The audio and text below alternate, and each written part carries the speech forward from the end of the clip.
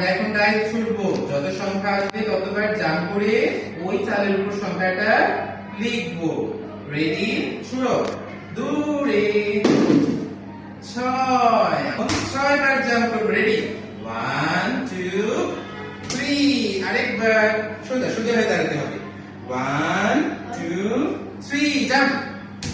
1 2 3, jump jump.